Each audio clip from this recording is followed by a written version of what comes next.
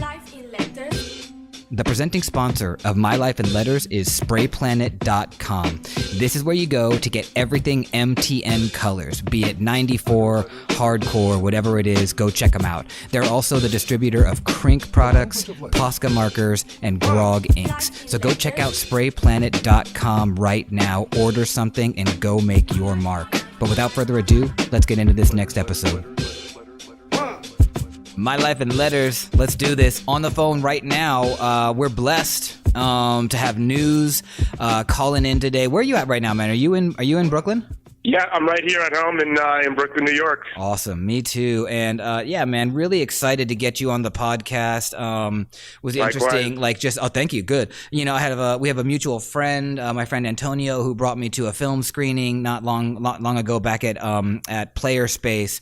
And so I got to see some of your work there. And then I was just like reminded of you and your crew and just sort of like the history that you have starting in Miami and then coming back up here to New York. Bottom line, thank you so much for carving out the time to speak with us. No, thank you for the invitation. It's a pleasure and definitely an honor to be in the company of some of your other subjects here. Yeah, well, dude, thank you. You've put in the work, and you guys down there with Inkheads, like, I mean, for me, super inspirational because, you know, we were talking before the podcast, and we'll get into this, but you cite 92 as being a kind of a pivotal year for you in graph, and that was when I started writing, and in 92 in SF, you know, we knew the San Francisco scene, and then we started to get magazines, and so some of the only stuff that I recall from Florida was Inkheads, and so it's cool. Like it's one of the like byproducts of this podcast that I get to talk to like my heroes basically from like my early graph age era. Sure. Those are some good years. Yeah, some really good ones. And so I want to go back before that. And so I'm just curious, and you know the show and you know the format where we try to dig up some kind of an experience, some kind of a moment where lettering had this, you had an experience with it or it had an impact on you where you understood the value of it, the power of it, or the utility. Do you have a memory pre-graffiti of writing or of lettering striking you? I'd say, I mean, the graffiti was definitely a big one that like really went down and you know, grabbed onto something down on me deep inside as a young kid even. But that, I mean, I definitely always remember, I mean, it's even something now, but I remember really being, especially, you know, a little kid in the, you know, early 80s, probably just becoming aware of this kind of stuff in the beginning, like old sign painting and like pub signs and just even those combinations of, you know, representations of letters that were, you know, I actually was, as a real young little kid in elementary school, I was in Southern California. So, oh, really? Yeah, so, you know, there was just like a lot of, you know, as an example, maybe like, you know, south of the border motif themed things with like, you know, letters made out of cactus or letters like, you know, drawn out of old like barn wood or, you know, driftwood kind of things. Like I just always loved like a little, like those old kind of hand painted signs with the little character or illustrative, like little simple elements in with them like that. Yeah. And I'm sorry, because so you told me before that you were born in 75. I thought you were a Miami native. Were you born in Southern California? I was not. I was a little all over the place as a kid. I was born outside of D.C. area, in Maryland, outside of Washington, D.C., where I was only for a real short time. And my parents, you know, they went out. They, you know, were East Coasters and did the Great Migration to California and gave that a try for a while. So I was a byproduct of that, following them. And where in Southern California were you? Elementary school. It was a little. I mean, I guess it's now a popular place, but you know, at the time it was Laguna Beach. You know, back then it was just like a little sleepy surfer town. I mean, there was not much going on there. It was a beautiful place, but I don't know how much it's changed nowadays. And how long did you live in Laguna Beach? I was there through elementary school and then came back east again. Okay. And then when you came back east, was that, did you go to Miami or where'd you go first? My father went to Miami. I moved back to DC area. Okay. And then I went to Miami. I was in Maryland through junior high school and then to Miami for high school. And you had also said to me that 83, 84, you had like a little stint where you were doing some graffiti. So was that when you were that must have been in DC? No, it was as a little kid in California from taking trips to LA with my father. I lived with him at that point through elementary school. And, it was, an hour and a half away. So he was up there a lot for like work related things. My father is an artist. So he was kind of in the LA scene a little bit back then. What kind of art did your dad or does your dad make? He's a sculptor. And back then was kind of in the boom of his career. It was at a pretty big point back then. So he was spending a lot of time in the city of LA and around the Venice Beach art scene and stuff like that. So I was tagging along with him a lot. And you were really seeing what I guess would be a lot of maybe gang graffiti and just Los Angeles stuff, Los Angeles graph. There was a lot of, there was definitely at that point, in those early times, a lot of stuff around still, but it was the thing that really, it was really one thing. I definitely remember seeing some of the gang stuff around, but the thing that really affected me deeply was this one writer, Nacho, that was was up everywhere that I went, everywhere. At a certain point, you would get to one end of town, and no matter where you went, he was up everywhere. Really simple, really plain, big, small, high spots, highways, all over the place. Oh, he was doing it. Okay. Yeah, the first thing that I saw that really was made me ask Dad, what is that? Why? Who is it a person? Is it a thing? Is it a business? And he had some sense, and I don't remember what his answer was, but it was enough, as vague as it was. Oh, that's a guy that writes his name, and I was kind of well, why? That's weird. Why? But I was really, really, really intrigued, and that was that then became my kind of purpose to tag along with him. Oh, I want to go, and you do whatever you're going to do. I want to go find more of these things everywhere that I see these nachos. And then not too long ago, the thing that then really hit me like a lightning bolt was and I've tried to research and find even people. I still to this day don't know a lot of Southern Cal writers, but most people that I through people from San Francisco that I've known for quite a while, have tried to use them as a way to ask around, and nobody has ever heard of this. But he actually ended up at that time, within that year, must have been, again, I was 8, 7, maybe. It was probably 83 or 84, okay. 85 at the latest. He ended up, I saw he was on the nightly news. I was over, we were having dinner at my grandmother's house, and my father's family was also out there at that time, and we went to have dinner, and he was on the 5 or 6 o'clock news with dark shades and a bandana and probably a Dodgers cap. Oh, they had an interview. Oh, wow. They interviewed him yes, here we are with Mr. Nacho. You know him around town, and showing some of his greatest hits of B-roll stuff, and I freaked out. And that was really the thing that was oh, okay, well, I'm going to do that then. Okay. And so, but again, I was in this sleepy little surfer town, and already the weird kid in town, and my friends and I were the weirdos anyway. But then I was it was just too weird for anybody that I was around. So that's why, I dabbled with it for maybe the better part of a year as a young kid then. And what was that? What did that dabbling kind of look like? What were you doing? I just was writing.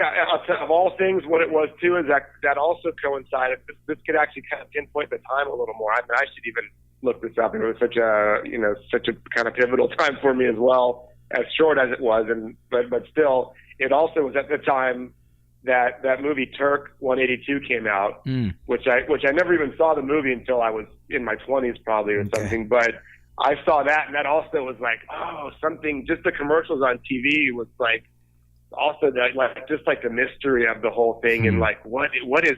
But it was New York, I could probably tell, and there was a guy writing his name on a bridge or something, and so I actually just wrote Turk everywhere that I possibly could nice. for a year or something, because it was Nacho, and somebody's already Nacho. I don't know what Turk is. Maybe it's somebody in New York. I'll just do that instead. So you were writing Turk in '83 in Laguna Beach. I was nice. The ultimate bite right there. Yeah, but that's cool. That's that's pretty common, right? That we do that. And do you remember what were you writing with? Did you just grab a pen off your dad's desk? Did you go and get markers? Was it paint? Pencils. I was taking it to I always loved, even back then, I was all, hanging out. If we were at the beach, it was always kind of by maybe a broken down place that had been hit by a big storm. We were always in the back of a building, or Okay. you know, and there was an abandoned house, or not the 7-Eleven. Always would have to be like behind the 7-Eleven hiding. Yeah, so it was like, totally. You know,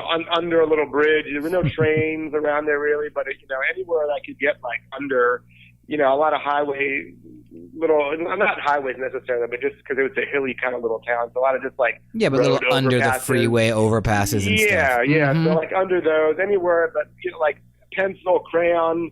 I remember getting like the kind of like the lumber crayons. Yeah. And of all things, I really ended up, I don't know, because they were easy to get a hold of at this store that we used to hang out at, and you know, have little kind of like nothing to do with like graffiti materials, but just kind of like little, you know, delinquent kids competition of like racking competitions, who can get the most candy today or the most whatever. But nice. This little store that we would hang out and be, you know, do our little harmless bad kid stuff. But I guess I figured out that place. I can't even remember checking like the stationery aisle of all things, like brilliant, right? But like I found lipsticks.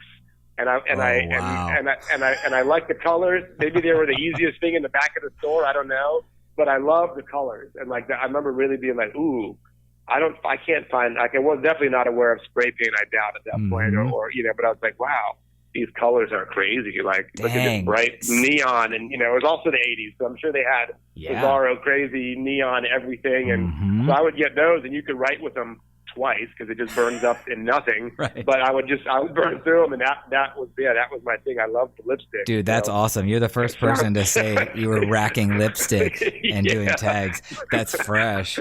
And you were writing Turk that whole like kind of 83 to 84 that was it. time. That was the only thing I ever did. Yeah, and then I just, you know, I was just like the only guy, and it was just, I guess, like too weird. So I just kind of put it up for really. So like none of your other buddies were doing the same thing. No, I mean, also, what I do remember also is then, I mean, it could have just been that, yeah, nobody was into it. Absolutely nobody was into it. Because kids that were there, I think, were not going to the city. So to them, it was like, whatever, you know, there was like, you know, I had definitely not seen any documentation of any, like the very limited amount there was in like books and film back then. I had not seen way before any of that. So I know if I hadn't seen it, none of the other kids around had. But I think also maybe what came in, which sort of stimulated a similar kind of like impulse there, was like then breaking became like the thing that everybody got into. Right. Whoever you were that year, then like, oh, breakdancing, everybody loves this, and I'm not the only weirdo anymore. So I did that then for a short time, and then, you know, just I think in the little kid nature, just then moved on to the next thing again. But it was always something I liked. It definitely was always like stuck in the back of my mind, and places that I went. I think I just ended up, you know, then living other places for a couple of years where there was very little or none, and then coming back to Miami then was again when it was like, you know, a big hammer on the head again, because that was in a real heyday at that point, like late '80s. Was when I started spending summers there in the late '80s, and at that point was seeing stuff again. My father was in the city. You know, Miami is like a mostly, even now, as much as it's getting built up, it's a mostly suburban city. So he was in the city, and even also like kind of contrary to what you would normally think, like the city is where there was less graffiti, kind of, because it was just kind of like a, you know, an empty wasteland. But still, like the places people would go, Miami Beach and certain areas where people would hang out, and, you know, bars and clubs where there were pieces and walls, and so I would see those, and that's when I started kind of like, you know, that started kind of popping up in the back of my mind again. But you had said that like you stopped in '84. I mean, you were a kid and you were doing other kid stuff, and then you were spending summers in the late '80s. What about those years in between? Was graffiti totally off your radar during that time? Would you still go up? Pretty much. Okay. Yeah, I mean, you know, I would definitely like draw some little things, like any stuff I wasn't at the point where, you know, like, you know, a bit later, like, you know, around that like 91, 92 time was when I really caught the fever and was just like trying to find every book and anything, and, you know, but like, you know, if it would pop up in the background, say, of like, you know, a video, like, you know, it wasn't enough to where I saw like, oh, that's a, you know, Tats crew did that wall for the KRS video or whatever it was. I would like definitely was not enough to, but if I saw it, I was like, oh man, that's nice. Like, I wonder who that is, or like, oh, it's New York, or oh, that's got to be some guy in LA, I guess. Well, and what about those late 80s summers in Miami? Do you recall like who you were seeing or what was inspiring you in Miami and at that time? I was, to me still like, I don't know, maybe my favorite, from that era, from that later 80s era, maybe mid to later 80s was AIM crew. And I would see that stuff. And who were some of the guys in AIM?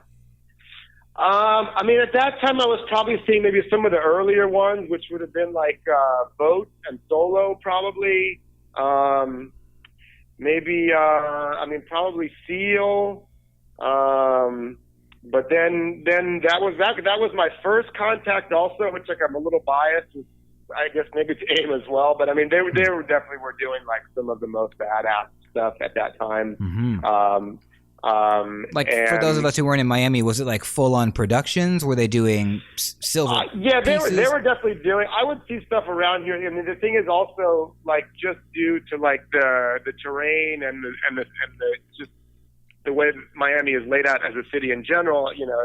It's like a very suburban, sprawling place. So most of the places that people were going to paint were, again, not really in the city. Most writers did not live really in the city.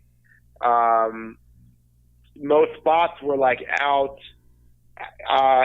in that suburban kind of sprawling areas, whether it was like, a building that had been hit by a hurricane or like old abandoned buildings, like a little, maybe there was a couple spots that kind of bordered on, the city proper more so, but things were mostly like maybe there was a really big, and that was a little bit later, but, a really big, like basically like a whole housing complex. It was maybe 100 buildings in there or something, but basically like buildings that didn't get finished construction, buildings that got damaged by hurricanes or just abandoned, kind of decaying buildings. A little railroad. There's not a lot of railroad in Miami, but some railroad. But then the real hot places to hit would be like, stuff, rooftops you could see from the highway. And then things that, and I didn't ride in those earlier days. I didn't really ride a little bit. We did take some trips. I think just because I another thing I also loved was like always just like trains and tracks and whatever. But go figure. Those two things end up going hand in hand as time goes on. But so the spots that would be really live would be like highway rooftops and places you could see from the Metro Rail, which is like the subway line of Miami, basically. Okay, and I'm also always interested in wondering about just sort of like kids' mindsets and mind state. Like, I'm curious if you had an understanding in those late 80s summers that graffiti had started somewhere else, like it had started in New York. I know you saw the Turk movie, but I wonder if you had an understanding of the history yet, that it came from somewhere near New York. There's arguments about Philly or whatever, but that it came from up there and then it spread itself down. Do you have a memory or of an understanding of that? I'd say, looking into stuff, when I first was kind of hit with the charge, absolutely not. Like I could have started on like Mars for all I knew. And I think that's one thing that like appealed to me about it was that whole mystery, shadowy aspect of like who and when and how could I'm driving down this highway now and there's a million cars here and there's a guy picking garbage there and there's a maintenance truck or whatever and there's people around. Like, when could you possibly come do this? So I think that the sense that I had absolutely no idea where it was coming from and how it was happening and who was doing it, and even seeing that interview on TV, I mean, he was being where I was at as a little kid at that point. This guy that was on TV with the shades and the baseball cap low and a bandana over his face and just like the swagger and the confidence and it's just the parlance of his speech and everything was like so foreign and so different that I was still like, whoa, who is that? Where is that guy from? Like, oh my God. So the whole, I think it was more so like the mystery aspect of it that really motivated me in the beginning and really even attracted me to it a lot. And I think as time went on, even once I, got so heavily into like partaking in it myself, even still just kind of like the fact that the mystery of it and just, going out and doing it, and whoever sees it the next day is like, well, here I am, but you don't know I did that, or, coming back to take the pictures and somebody looking at you taking pictures of this thing you did the night before, like, why is that guy taking a picture of that door, but it was still like, ha, ha, ha, you don't know what I'm really taking pictures of here. So, So, I'm also curious because I know Laguna Beach, there were very few people in that community that were into graph or had an understanding of it. But when you go back to Miami in the late 80s for those summers, did you have a chance to meet any other enthusiasts or even real writers? I wasn't meeting anybody yet. I mean, the first thing that I really, I think, really resonated with me was a wall that was was a nightclub, this old club, Club New, which was a late '80s spot in Miami Beach, which was an amazing, legendary club. And it was like part of like the real early transformation of Miami Beach when it was also just like an abandoned urban wasteland. But it was a very creative club, and it was super, super popping, and got people to cut, that came from all over the place. There's nobody that lived around there was going to those spots, but but my father had just kind of moved there. He was nearby, and there was a wall that was there that I think had really just been done. And maybe I had been there recently before at I don't know, Christmas vacation or something. I would also go down there, and the place was clean, maybe with some tags, or just was a white wall. And then I came back, and it was like boom, and it was a big, massive production, legal production. Oh, nice. I guess for the club, and it was I guess they probably would have I think Who Crew. WHO Who Crew did it, I think. This guy Seam, who ended up being becoming a friend later, and kind of he's one of the real, as far as I'm concerned, like kind of like the godfather of a lot of generations in Miami. SEAM. SEAM. He goes back pretty early, and he's still active. And as far as I know, is he's on some level, in ebbs and flows, like has stayed active and just stayed nasty all these years. He's good. But anyway, I saw that wall, and that was when I really like, wow, that was probably the first real big. Even again, I wasn't conscious of it if I had seen LA stuff at that time, but the first real big wall that with characters and space backgrounds and pieces and straight letters and wild style, like it was a really, really just nice, full on, like every element, the straight letter, the piece, the character, the background, the writing, really, really slick, nice hand styles. Everything was like right there on this massive wall. Nice. And that was the first one that I was like, whoa. What year was that? That had to have been 88. Yeah, that would have been 88 when that club was going. That would have been probably my first, because my first real summer spending there. And then you would go back to Laguna Beach after the summer was over? I was gone by elementary school there. By 12, I left there. Now I was living back on the East Coast, but in the north, kind of where my parents were from. I'm also curious about DC. That. Like in the DC area, were you taking in the graph that was happening there in 88, 89?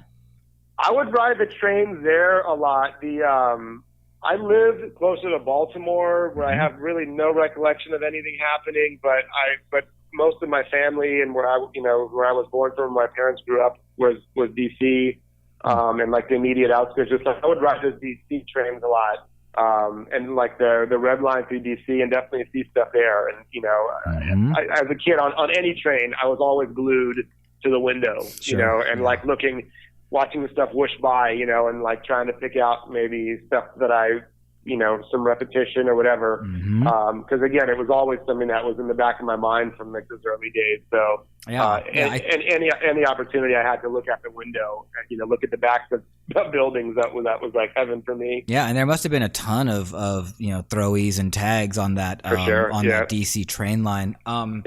And then so then how did things progress? Like basically summers in Miami, back up to DC area for the rest of the school year. You see that wall on Club New in '88. Did that like? Because I know that was sort of the beginning of getting you to start writing again in '92, or to like really begin writing in '92. And how did you do that? Did you grab a black book and start sketching after you saw that wall? Like, did you draw a lot, or were you a drawing kind of graffiti guy, or did you learn on the walls?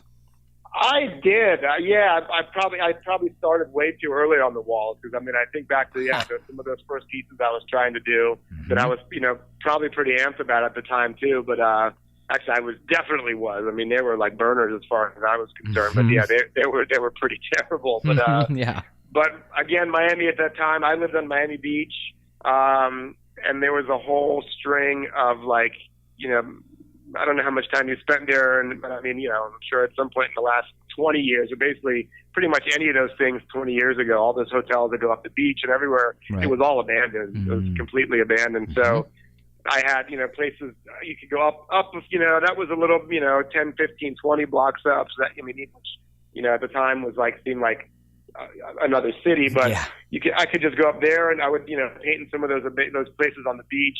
But even in my neighborhood, I was a little bit more in the center of Miami Beach area. I was definitely going over to Miami proper. I went to school in Miami, and had other friends over there. And by 16 had cars, or I was able to jump in friends' cars, and we would go over into Miami and kind of just go writing and little quick trips, because that was pretty crazy to go around those areas at night.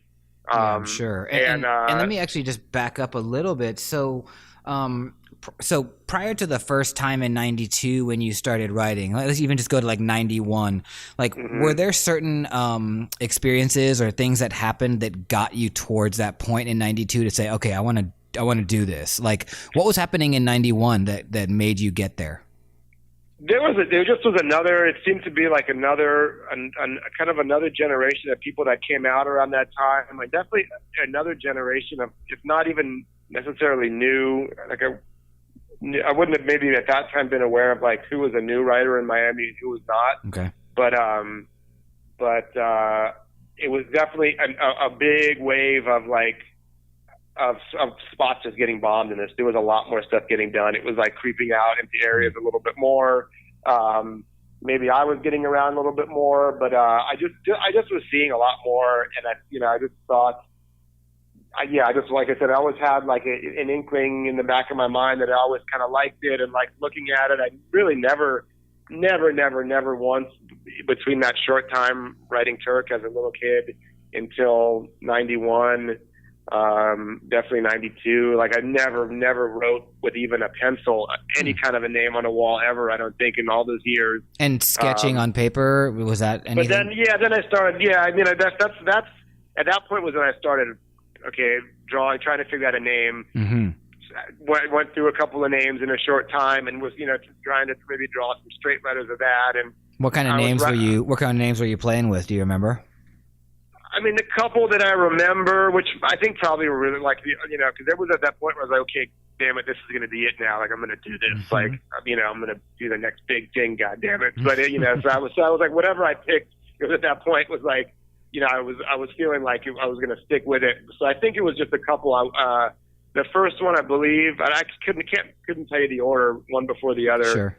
But it was Merge, MERJ. I was writing, and I was definitely out doing stuff Merge around my neighborhood, and maybe a couple neighborhoods around me. But I was into doing that, and definitely drawing that and trying to get the J just right. I remember what do I do with this J kind of a thing. So I definitely was spending some time with that one, maybe first, and then which I still kind of like that one. That could be fun. But Bones is another one with a Z.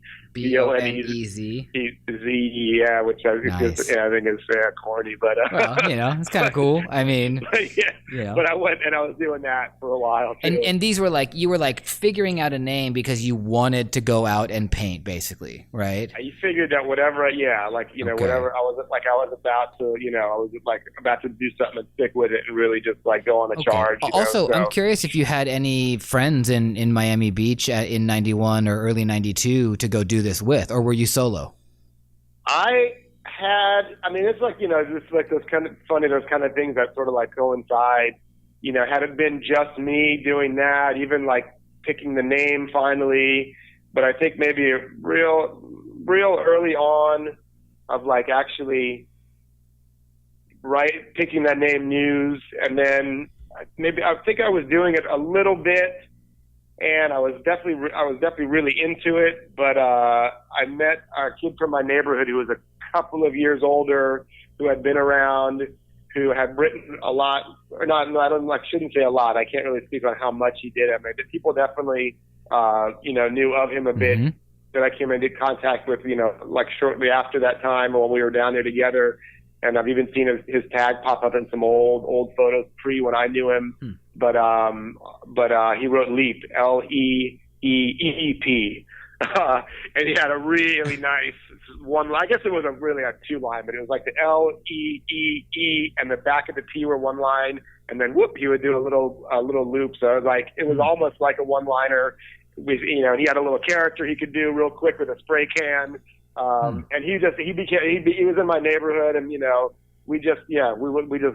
would stay out all night and we'd be up and like drinking beers and smoking weed and stuff, and we would just roll around getting into. How did you meet Leap? I know he's in your neighborhood, but how did you guys make the connection that you were both going to do graph? There was this old. I think I met him in this park that was like, I lived in Miami Beach at that time between what was it, between 7th and 8th Street, and he was down between 2nd and 3rd Street, I think. And again, Miami Beach was pretty shady back then, but when you went below 5th Street, it was really it was like a real line there. Like anything south of 15th was questionable, but south of 5th was like really like, okay, get ready for this, because you're walking into a dark part of town here. Because it was like, there was like real gangs down there, and there was still like some real serious street drug activity, and like there were some real badasses down there that really like stayed below that 5th Street line. It was like it was a real thing. So he lived down there. So I would go down. But there was also this park down there that would that was like on the water. Most stuff around that area is. But it was on the water, and this was a place like it was like total lawless. There was like major homeless encampments, and it was crazy. It was seriously, it was like I don't even know, like something out of like a post-apocalyptic movie wasteland. It was crazy. So we would, but there was like guys would fish down there. You would just go smoke a joint, or you would buy a joint, or you could just basically go down there and do whatever the hell you wanted, because no cops were going to even like dare to even come in there. So I met him, I'm pretty sure, and he lived pretty much right bordering on that park. And he would go down there and fish and just hang out. And, I would see him, he always had a radio, and he was playing hip hop. So I was down there with another friend one time, and I mean, maybe we were just kind of like, writing with markers. At that time, I definitely was carrying markers around, and maybe we just like wrote on a post, and he was like, what you little kids know about that. Which, I was probably 16 or 17, and he was 18 or 19 or maybe 20 even. So we just started talking. We just kind of hit it off from there. And had he been writing longer than you? He definitely, I mean, he was from Cuba, but he had been in Miami Beach for a long time. He'd been in that neighborhood, and like basically like since he got to Miami, so he had been there probably for about like 10 years at that point or something like that. So he was a real neighborhood dude, you know, and he knew his brother was a real badass, like lived in the neighborhood. So like to hang out with him, and when his brother would be around, like people, and for me, I think also it was like, all right, nobody's gonna mess with me if I'm cool with these dudes. Yeah. So because they were like, you know, Leaf was he was cool. He was like, you know, half kind of like hip hop dude and half hippie, sort of in that style. But like people weren't gonna mess with him. But his brother was a real monster. So like people were not gonna mess with you if they were like, oh, he's cool with those guys. Like, right. yeah, leave him alone. So then now it's like Leap and, well, were you writing news, or did you like go to the wall with a merge tag or a Bones at that tag? point, it definitely was news at that point. I was far enough into it where I was writing news. I definitely was, you know, probably when I maybe showed him, like maybe he was like, oh yeah, like I definitely was at that point. I think, you know, writing around my neighborhood a bunch. Like I had that idea of like, okay, I'm gonna just like focus on this.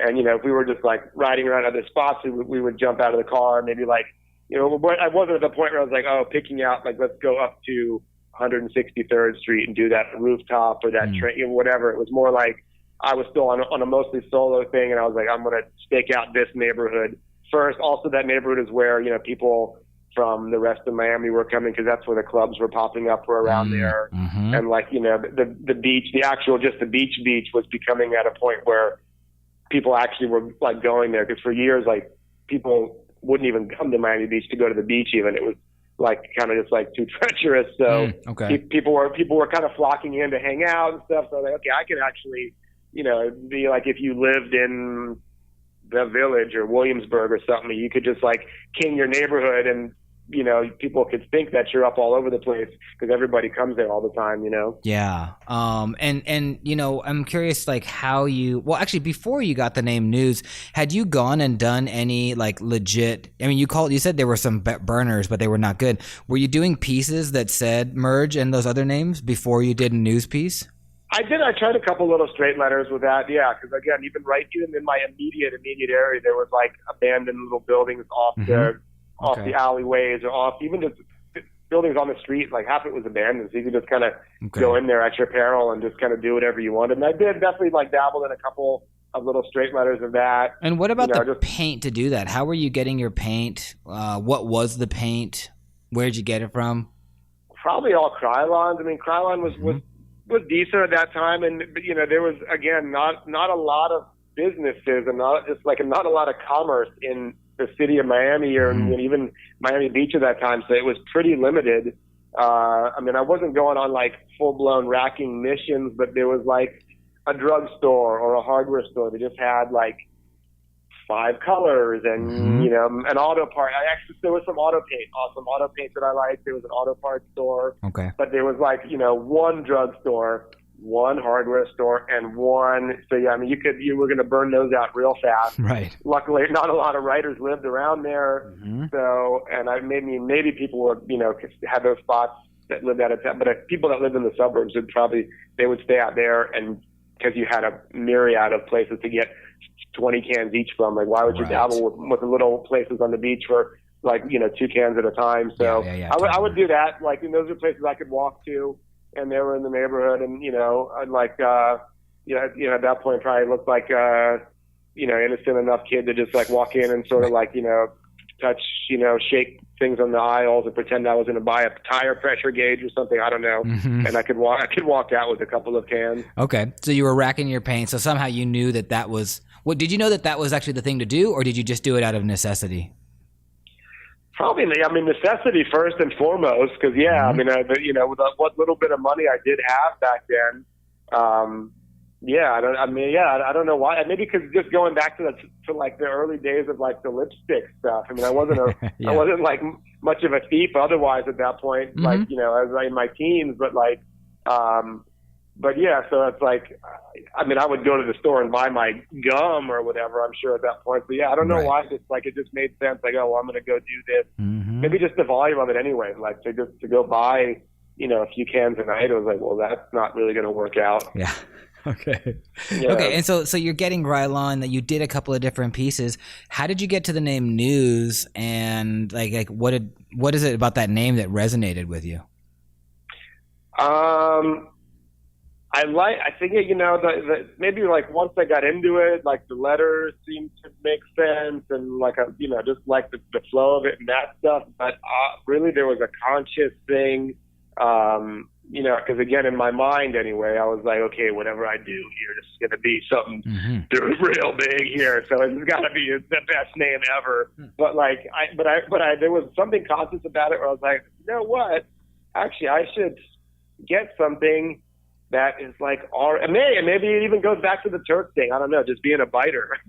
Okay. But in my mind, there was a conscious thing of like, I should pick something that's already all over the place. So when people see that, they're going to think of me. And I remember literally walking down the avenue one day, and there was like a news box and a news, and on every corner there was a news of the paper machine news, and it was something news. And I was like, like that could be one. Let me go home and like draw that. And so that was that. I don't know, which like chicken came before the egg there, but like it was, you know, it was in that time where I thought something that's already out there where half the work's already done for me. Yeah. Which, you know, whatever the logic that is, I don't know. Oh, it's pretty smart. Anyway, I mean, I think, you know, and so then in 92 you become News and you're rolling around with Leap. Were there other writers in that 92, kind of early 92 time when you were writing? That you were with, I mean? That I was with, not really. It was he and I pretty much. And I would still go out and do stuff alone, but at that point, when we hooked up, you know, we lived a few blocks from each other.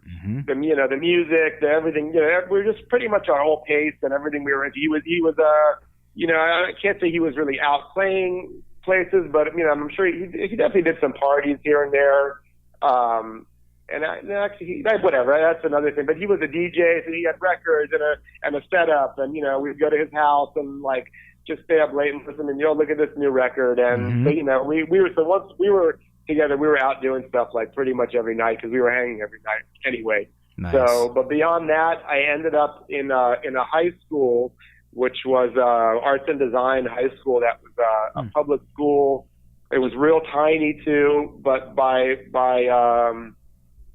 you know, like great fortune of mine, they have stayed a close friend over the years. But this, like I said, also being a little biased towards AIM Crew, even though that was definitely some of the first stuff I was seeing and really tripping off of.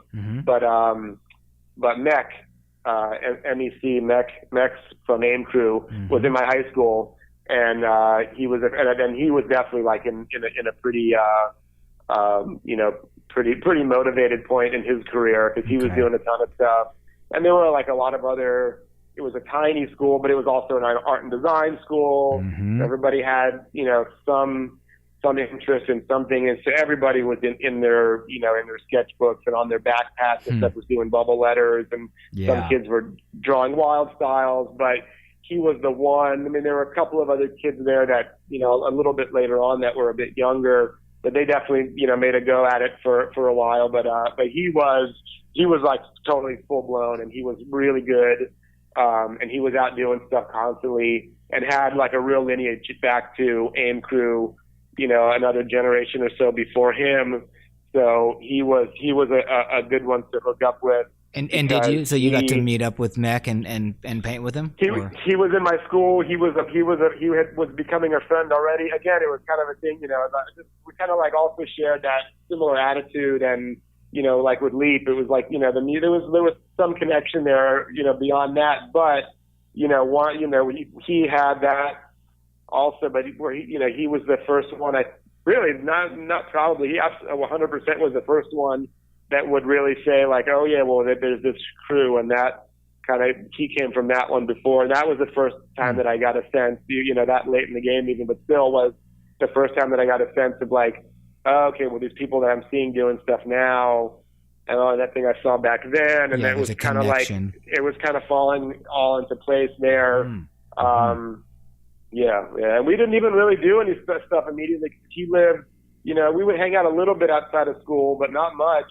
And because again, you know, he lived deep. He was way down south. And I was, you know, I lived right by the school, so it's like, you know, So, but you know, we would hang out in school and a little bit outside, and you know, we would rap about graffiti and just other music and other stuff, and just like being a high school kid stuff. But like, Yeah. but What yeah. was also, you and I went to a similar school, it sounds like, because I went to School of the Arts in San Francisco, very small. Mhm, yeah. Everybody kind of Yeah. was into graph. And the way our like days were is we would all get out of school at whatever 2:00 or whatever time it was. And like 150 kids would like juice up markers and hit buses and bus hop all afternoon long. Was graffiti like kind of an after school thing for you on the daily in high school when you were at the art and design high school? It was, but I mean, just Miami in general was like, it wasn't. I mean, the thing is, like when we went to school, like parents were terrified that their kids were going to school in that neighborhood because everybody lived far away. And at that time, which now it's the design district, and now there's like within that block that school is at is like every most expensive clothing store and like insane fashion and restaurant. But back then it was like, a couple of years after we got out of there, they weren't let kids go out for lunch. But back then it was like big barbed wire fences, razor wire probably that you get in here, and when you get out of here, they had security guards like, get on your bus and get the hell out of here. Like run, kids, run. So people were, like I said, like Mac, he was definitely going out and doing stuff. In the nights and on the weekends, I was going back to my neighborhood and doing stuff with my friends from the block and from the neighborhood. Like I didn't really have I had my school, and then I went home and like kind of lived the rest of my life in the neighborhood. Like I didn't really have spend a lot of time with, there were like definitely like friends I had in school. There was the distance issue was a big thing. But it was also just like, I got my little scene. I just, give me that 2:00 bell and me get back there, Yeah, and I guess I'm trying to figure out like what the Miami scene was kind of like as far as pertaining to graph. Like, would you get together to do these abandoned spots like on the weekends, or had you started doing any like kind of bigger kind of permission walls early on? Not yet. I mean, that stuff came, like, I definitely was doing, like, stuff in my neighborhood, some spots just over the bridge, like, around my school a little bit, because then once you got over there, you had railroad tracks, you had more abandoned buildings, you had kind of bigger avenues that led from, you had highway spots. So then I started breaking out and doing that kind of stuff. I'd say, 92, 93. And by the end of that first year of high school, I was beginning to get out of the neighborhood, but I was still hadn't done much more than maybe a couple of color little straight letter pieces. Okay. But I had done not even a lot, but I was still mostly like trying to figure out a throw up, taking a lot of tags. Also, like figuring out throw ups and figuring things out on your own. Had Mech or Leap taken you under their wing and started to mentor you and show you just the way things worked? Mech, I'd say more so. Leap, he had his thing. He had a really, really, really nice tag, which still to this day is like one of the best that I have ever seen, because it was so simple and such nice flow and quick and easy, and it was like a stamp, like it was classic. But and he had his character that he would do, but beyond that, I think I would do a piece or my version of a piece then. He would do his character, and maybe I would fill it in for it, and maybe he would outline it again. But that was his thing, his tag, and he had a b-boy character that was like, holding a dollar bill in each hand with his name on it, or like the bill. That was his thing. So that's what he would. But Mech, definitely, he had the letters. He came from that lineage of like Leap. As far as I know, he was probably hanging out with like gangbanger kids in the neighborhoods who wrote a little bit. And he was the good guy that knew about the New York scene, and he kept the tag and got good. And Mac actually had a real lineage of like coming up through like real writers, like like legendary Miami people. One of which he will for sure go down always as one. But he was doing pieces, throw ups, different styles, writing, had spots. Like he was on that level, like really. Like and even like put me on even just some of those concepts. He's like, down there is good, but up there is better. Yeah. And what about like helping you advance to like bigger multicolored pieces and just like getting not so much yet. I mean, more. He was definitely like showing me some letters and different things. And your stuff is all right, but think about this and that. And I can't even look back at how much I might have emulated that. I think over in time, like. the style that I started out with, in time, I just kind of like realized, okay, well, you got to take it back more plain anyway, because this is just, you're going too crazy and this is too weird here, right. Which I think is a lot of people's impulse early on is like, I'm going to be the best ever right now. So without realizing, you need to take it back to square one first, and then start that long road there. So, but he probably was one of the ones that at least maybe instilled that in me, like, no, too crazy. Yeah. Take it back a few levels, and you'll get there one of these days. Yeah, and those are really valuable teachers too, the ones who actually pull you back to scale back a little bit, because I think it's natural that we all want to do like the wild style thing fast or whatever it is, and it's like, no, go back to your basics. And so did you then graduate in 93? I graduated high school in 93, and I basically immediately at that point went, I think within the week, to New York, where I was going to go to college. Yeah. Okay. I was, I mean, and my intention, I guess, was just to kind of get out of town. I mean, not like I was running from something, but just to move on, you know what I mean? And, totally. But I had gotten accepted into SVA in New York, which my intention was kind of just, I mean, at that point, to get a degree and move back to Miami and maybe, start some kind of like an illustration business or something. So you went to SVA to study illustration? I started there, and I ended up just kind of stopping, and, partially, on the practical side, I started thinking about a degree and paying for it, and I was already kind of dabbling in some work that I thought I might be excited about getting, for just commercial art stuff, after having spent the time and the money on getting a degree. So let me try to pursue this. And on the other hand, I was in New York, and I was 18, 19 years old, and I was alone. Yeah. And I was, things really took another big step up, because if I was hyped in Miami with the writing and stuff like that, when I got here, it just went like beyond all reason. Yeah, and tell us a little bit about what New York City, your first impressions from like a graffiti perspective, like what was it like? I mean, again, it was in a period of so much stuff being done everywhere. You know what I mean? Like they were not to the, well, I mean, I guess even to the level of Miami, but like just things weren't so occupied, they weren't so built up, they weren't so developed. The resources weren't around to maintain stuff, to clean stuff. People weren't around to even give a damn. So it's like stuff was just all over the place. Everything was covered. They were like, at that point, I definitely, had tried to gain as much, history and lineage and things like that. So where by the time I got here, I definitely knew like a handful of people who had been around. And so I'm seeing that stuff. And I'm seeing, even better people that I never heard of, and they're all over the place. And this spot, and that's, and the everything it was overload on every level. But for like graph, it was like, for sure, it was all there, all the time, everywhere. And were you intimidated? Were you inspired? Did you go out bombing like right when you got here? Oh, it was like, from Jump Street. It was like the second my shell toes hit the ground, I was off and running. And you were going and hitting streets or whatever you're doing solo in New York City in 93? I was doing stuff definitely right away on my own, and kind of like looking, I guess the first people I met were kind of like through SVA. I lived in a dorm, and there was a guy who I guess was from, I think, Connecticut, but lived around I think he's still around, maybe doing art and stuff like that. But he was in the dorm, and there was like an orientation, and obviously, he had some paint on his sleeve or whatever. Oh, what do you write, man? That whole thing. And that was like on orientation day, like literally the first day. My mother had dropped me off, and then that's where I went first. What did that guy write? The Connecticut guy? He ended up connecting with one of my partners, who became a partner of mine later on.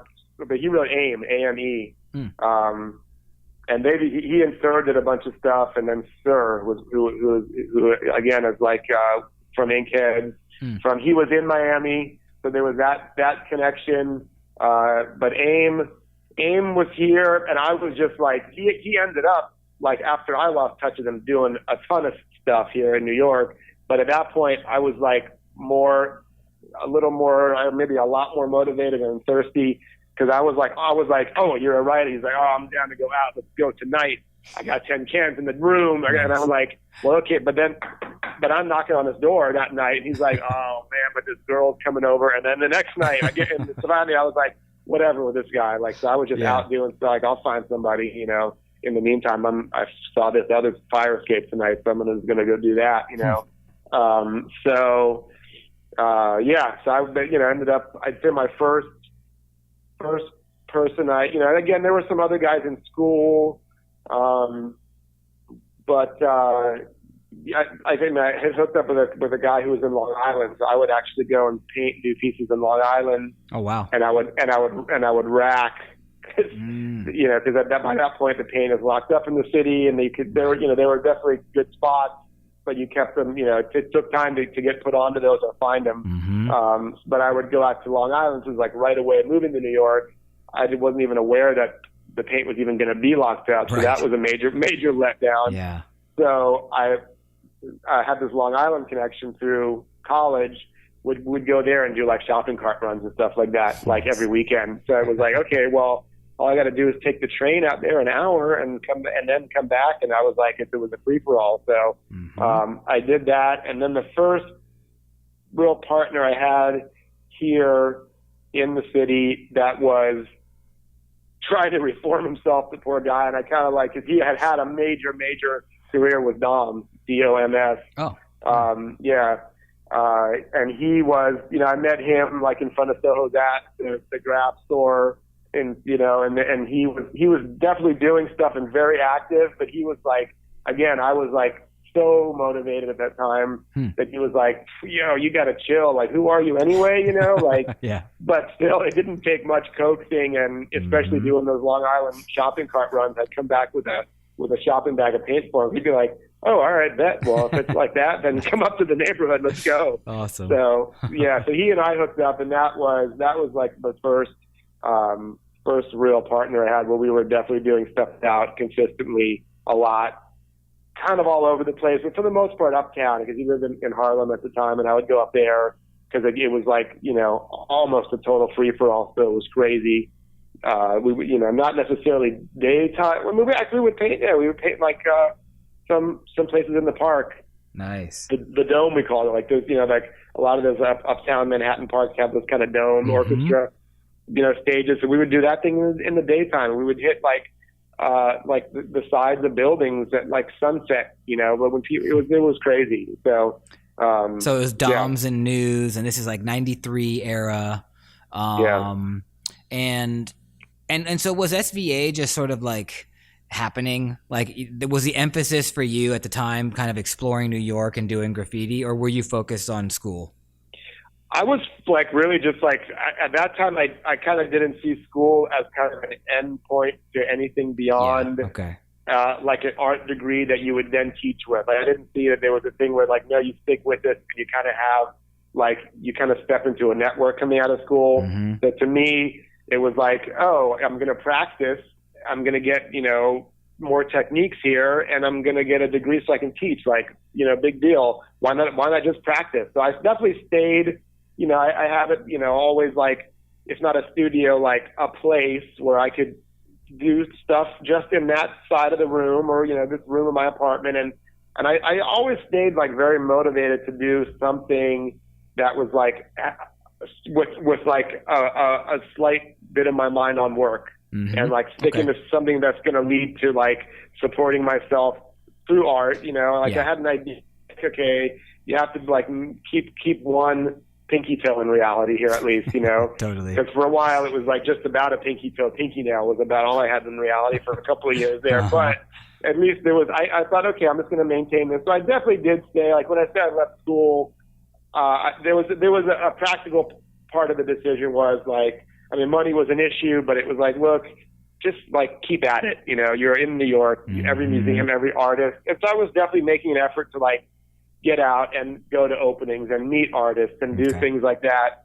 But again, a big part of it was like, holy cow, I'm in New York City and I'm with Doms now. And and I want to ask about that. I couldn't do anything.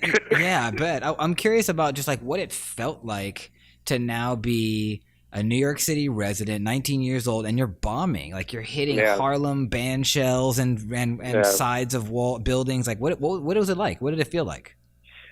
It was intense. I mean, I thought I was like unstoppable for a time there. It was like very motivating, and it's like one of those things like you look back on something and sort of like half joking, say like, oh yes, all that energy channeled to somewhere else. What could you have been doing now? But I was like, man, I was motivated, and it was pretty thrilling time. It was definitely like if I always wanted to be on the edge, I was there like constantly. Yeah. There was always some scenario and something, and like just the crazy missions, and it was wild. Can you remember some of the some of the New York writers that you were seeing in 93, 94 that were really inspiring you to stay on that edge? One guy that stuck with me, and I got a chance to meet him once briefly, because he again was a couple of years older, and there was a guy in that SBA dorm he was from somewhere else in New York, like Queens or like near Long Island or something like that. But he came to the dorm, but he was a little older and into hip hop and into graph, and he knew people in the city, and he brought him by, and I met him once real briefly, and I was like, it was in that period where I was like looking for a partner. But this guy that SVA dorm at that time, especially being in that neighborhood, was on the Upper West Side on like 93rd Street.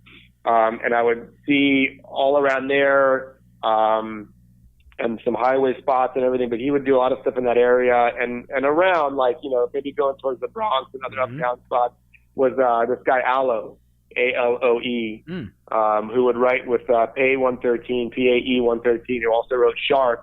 And those two guys, particularly Aloe, he was really, really nasty. And he was up, and it was that style that I still is my favorite. It was the stuff that I most liked to do. It was even hooking up with Doms that he most liked, but he would do like really nice pieces, simple pieces with color and some style in like real Broadway spots, So it was like, you could do it at night and come the next day, you'd be like, oh my God, he did that here, Nice. Yeah. It wasn't like you were hidden in some abandoned building down some railroad tracks. You could just do whatever you want with a radio all day. It was like, it was like a ballsy spot to pull off a piece, and he would do those. And we're seeing those a lot.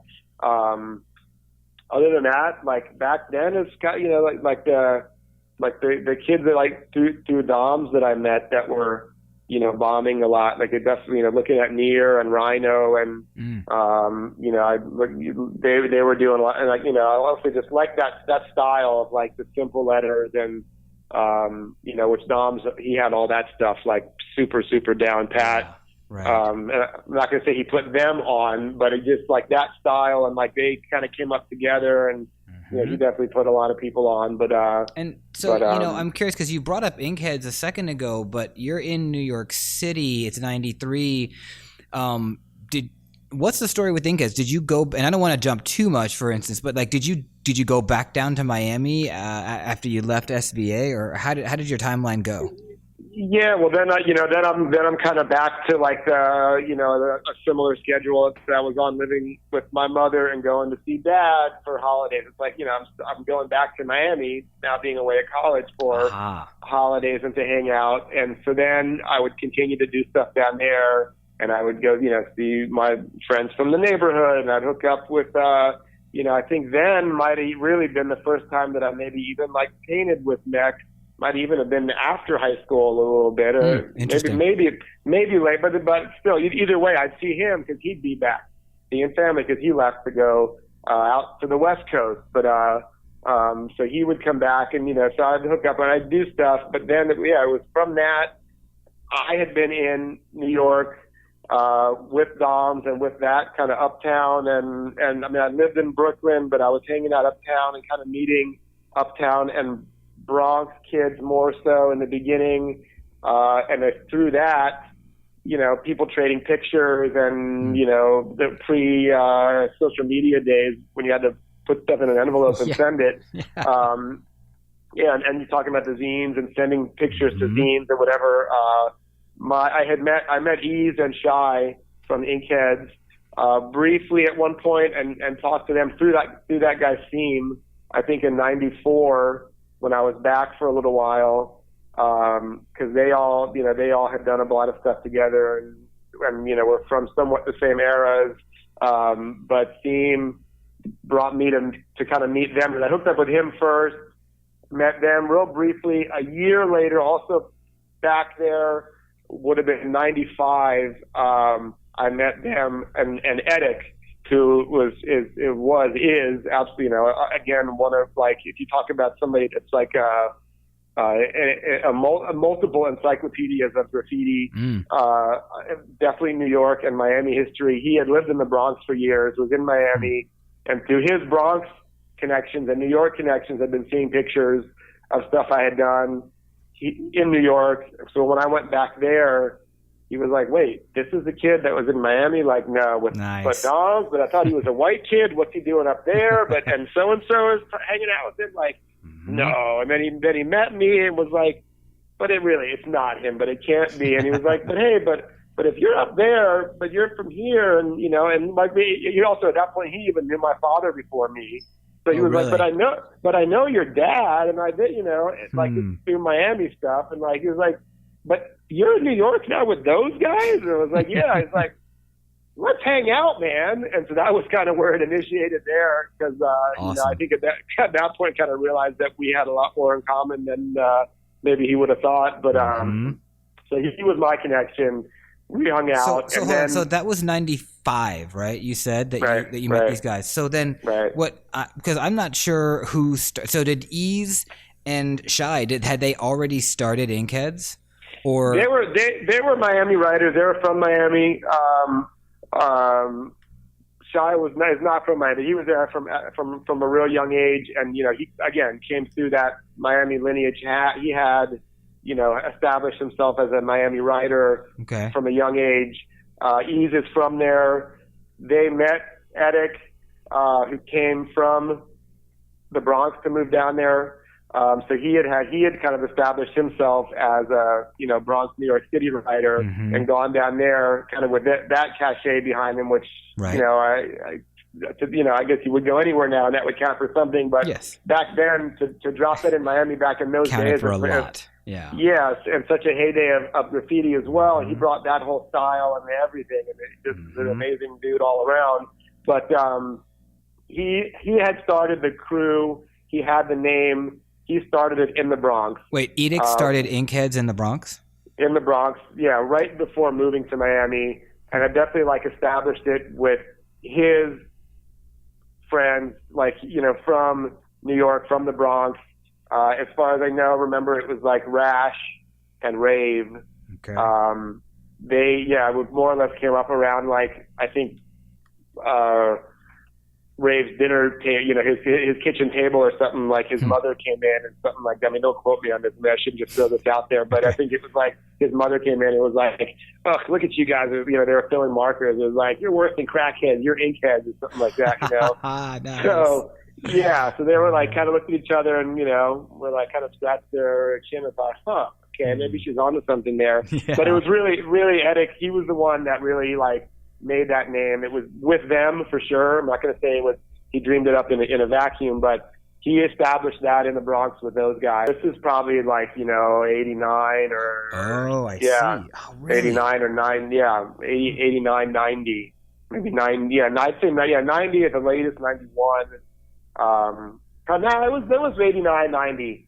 Then because I know I was definitely when I was in high school. So if you want to talk about 92, when I was going out to take flicks and do things at places that I wasn't, even really painting yet, but just to kind of get some idea of what was going on in these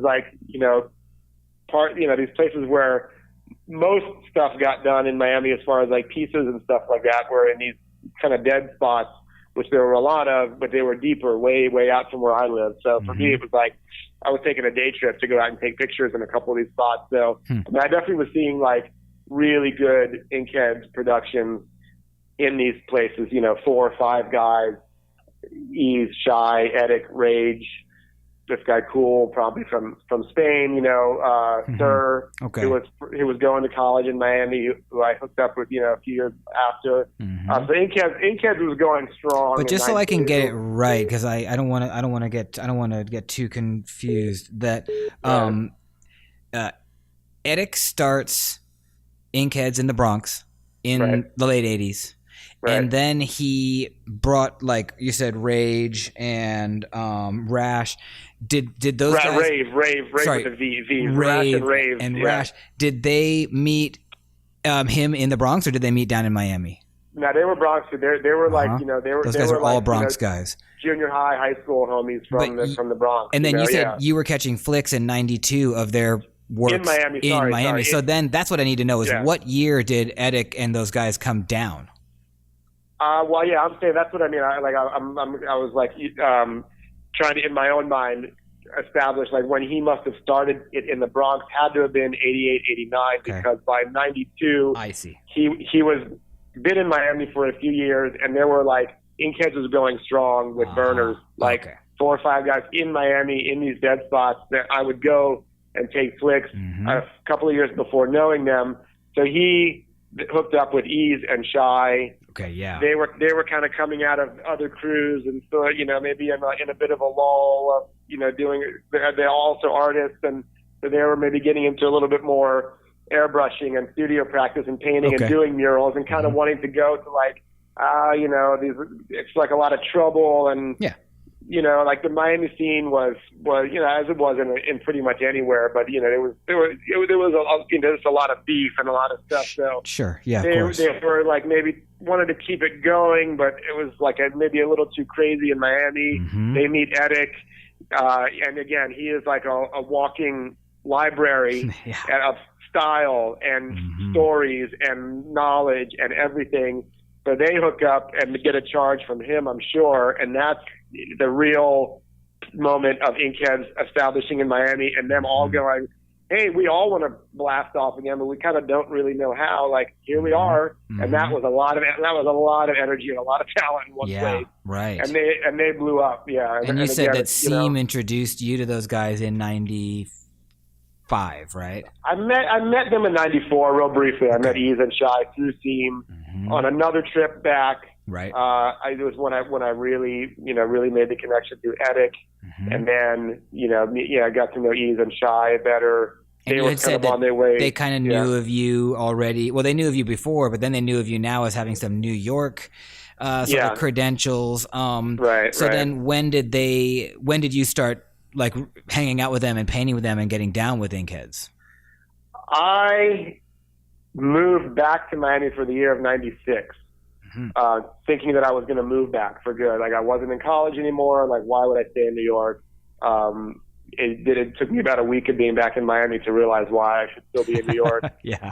Because at that time there was still like you would hardly know it from being there now, but it was still like zero opportunity. Yeah. Zero real creative outlets for anything that positive down there. Sure. So it was like, damn, what am I doing here? But luckily I had friends still, I had family there, I had something to do while I formulated my plot to get back to New York. Yeah. So that was a year, like painting a lot. That was when I probably got down technically in 95, 96 I was there all year. Edic and I were together constantly, and that was when I got really established with Inkheads, was 95. For sure, 96, doing a lot of pieces and things around town, Also, and just putting that name up a ton. You were talking about your plot to get back to New York. What do you think in '96 was sort of like the plan for Inkheads? What were you guys all thinking at the time? Well, it had gotten a little bit scattered at that time. Eve and Shy had moved to Georgia, and so I would also go up there and visit them and rack and paint, and like go in Atlanta and Savannah where they were. So yeah, I mean, they were following their art, and definitely painting a lot. Do a lot of track spots with like legal walls, productions, like following more, like trying to parlay that into a studio practice and an art career. So Miami has been from Miami, Atlanta has been a stop before New York, or instead of New York for a lot of people. Yeah. So they went through there. Yeah. So they were on that route. Edic was in Miami. One by one, I moved back, and then everybody's here now. So Edic has been here since late '90s. Everybody else since I came back in '97, and and everybody else has ended up over here like from that point on. So then, as like Inkheads, like kind of again started in New York, went down to Miami, came back up to New York in the late '90s, and for you though, so the year that you were down there, it was like 95, 96, and then you said you moved back to New York in '97. Was still your emphasis like bomb, piece as much as you can, or had you been thinking about? You mentioned studio practice a bunch for other people. How about for you? Was that on your mind? I was, yeah. I mean, I definitely was at that point. I was home. I was kind of feeling probably like I'd taken a big step back, especially once I got there and realized, like, man, there's nothing going on here. What are you doing? So I was, and also, hey, what better, in that little lull in motivation of like practical outlets. What's there just calling you, all ready for you is Graph. So I was like, I went, that year definitely like did a lot of stuff in Miami. But I maintained, again, I had in mind, well, I want to do a mural or, so I was pushing it to an extent. I was doing some signs. I was doing some more commercial stuff. I had a place with like, an outdoor patio, like you could get in Miami back then for $400 a month or something, a house. So I had like a little outdoor studio under a little covered roof, and I was doing canvases. I still, at that time, more illustrative direction to them, but I definitely was maintaining that for sure. Okay. I mean, there was never any point where I could say I dropped the ball completely with that, but that was a lull for sure. That then coming back to New York, accelerated again. I'm really interested in like what the difference in scene was from 92 when you started writing, and back now then to this 96 year maybe when you were really putting stuff on Smash down there with Inkheads. Aside from the fact that you're more established and you know what you're doing and you're with a crew, what was the scene in the city? How was it different over those 5 years? I mean, Miami was developing more. There still definitely was not a lot of out of towners moving there yet. Okay. I mean, more or less the same spots that like writers were painting were pretty, like people were not coming into the city much yet. Cause I know that's when at that point I was living in downtown Miami. So, I mean, the stuff that was most accessible to me to like walk around or drive to, or like, I guess by bike or stuff like that, I would even go was downtown. And also there was still nobody in there. It's all that place where all the legal walls are now.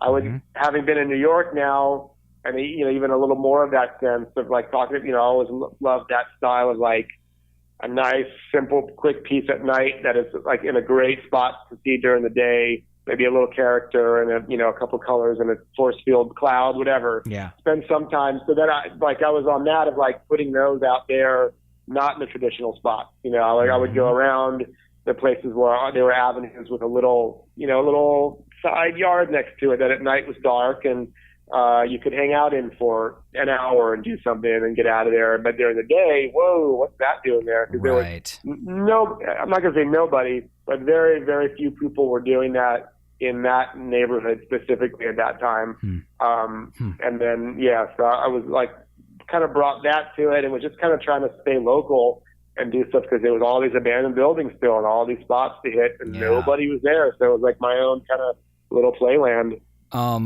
But so then, like you said, the plot was always to get back to New York. And that's what you did. In 97, you came back to New York and you've been here since 97? 97, I came back to New York. Then I hooked up with Sir at that point, who had been in Miami in the early days of the Miami Inkheads, real active with them. So we knew each other a little bit back then, but, we're able to get back in touch through Edic. And then I went on another wave with him in a partnership for a couple of years here, 97, 98, 99, kind of dying off a little bit. Okay. So then that was my probably like second big wave up here.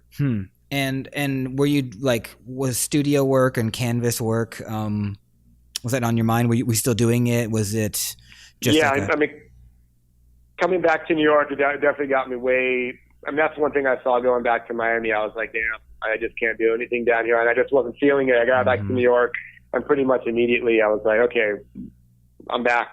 So I could, then I definitely was like very motivated. That's probably when I had my first, in that period, 97 to 99, I had my first like I got an apartment with in having in mind a separate room that was further away than I wanted to live, but I could have a place to have a studio. And then after that, I actually got a studio for the first time and was in there and really trying to work.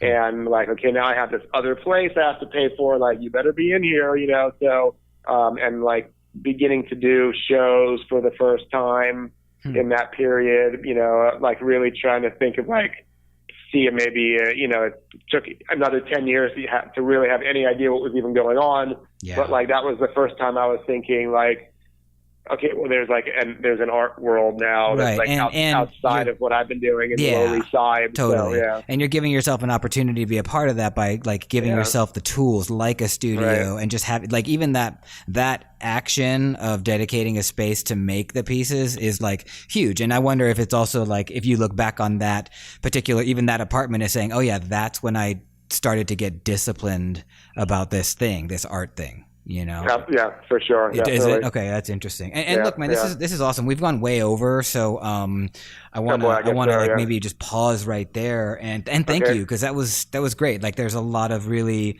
stuff that was new to me. I mean, your whole career is new to me, but there was other stuff about Inkheads that I was not totally aware of. So this has been great, and I thank you. Thank you. Thanks for giving me the opportunity to chat about it. Yeah, man. Will you come back and do a part 2 later so we can get filled in on the rest?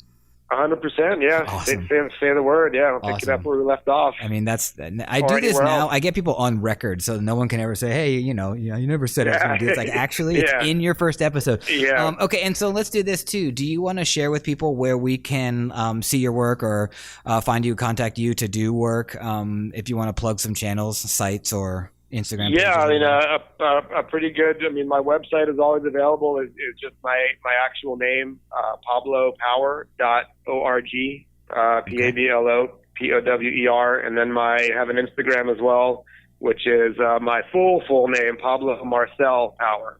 So that's Instagram. Between those two, you get a pretty good indication of what's going on. Yeah, man. I thank you. This has been super, super great, and we're honored to have you on, and to just get like all this stuff, getting this stuff all documented, even all the little things like sometimes we'll overlook and say, it's not that important. Like, these little things are actually maybe the most important, because without them we lose sight of like what the bigger things are and their value. Absolutely. So I really appreciate it, and yeah, man, we'll get you back on soon, and we'll catch up on part 2. Okay, I look forward to it. Awesome, man. Thanks, man. Really appreciate it, Pablo. Yeah, thank you. My Life in Letters is looking to grow and expand our team. If you think you're right to collaborate and partner with us, please drop us a line at either mylifeinletterspodcast@gmail.com or send us a direct message at our Instagram page at My Life in Letters Podcast. My Life in Letters is recorded live in Bushwick, Brooklyn, USA. Our sponsor is sprayplanet.com. Our producer is Christopher Piccioni. Our copy editor is Jonathan Drexler. Our videographer is Jordan Miller for Way Up Creative. Our intern is Jessica Magar. Our theme music is by Fonte, and my name is Adam Fujita. Thanks for listening. Have a great day. Peace.